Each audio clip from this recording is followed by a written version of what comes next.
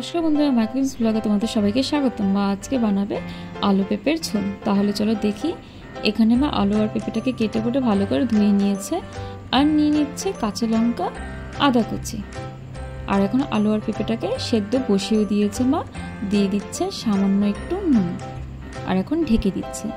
তো আমাদের আলু আর পেঁপেটাকে অলরেডি সেদ্ধ হয়ে গিয়েছে আর এখানে কড়াইটা বসিয়ে দিয়েছে আর দিয়ে দিচ্ছে পরিমাণ মতো তেল। ফোড়নে দিয়ে দিচ্ছে গোটা জিরে, কালো জিরে আর সেদ্ধ করে রাখা আলুগুলো এখন ভেজে নেবে। তো ভাজা হয়ে গিয়েছে, এখন নামিয়ে নিচ্ছে আর দিয়ে দিচ্ছে পেঁপেগুলো। তো এগুলোকে ভালো করে ভেজে নেবে।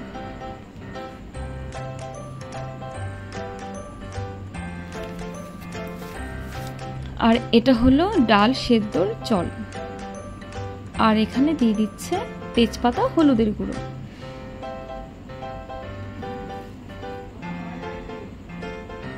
দিয়ে দিচ্ছে আদা কুচি। তো এইগুলোকে ভালো করে ভেজে নেবে।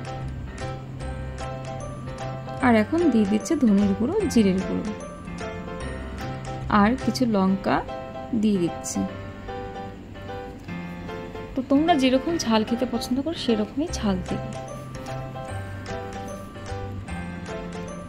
আর এগুলো ভাজা হয়ে গিয়েছে যেহেতু, ওর জন্য মা সামান্য একটু জল দিয়ে এখন একটু কষিয়ে নেবে।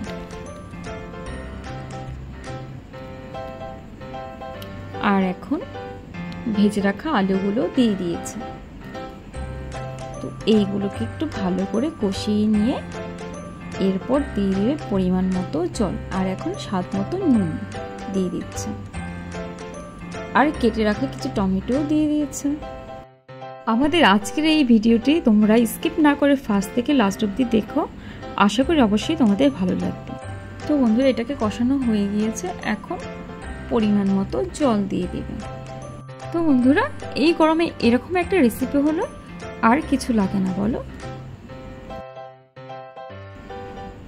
আর এটাকে এখন কিছুক্ষণের জন্য ফুটতে দিবে। আর এখন কিছু গোটা মশলা দিয়ে দিচ্ছি, যেমন দারচিনি, এলাচ আর লবঙ্গ। আর এখন সামান্য একটু ঘি দিয়ে দিচ্ছে।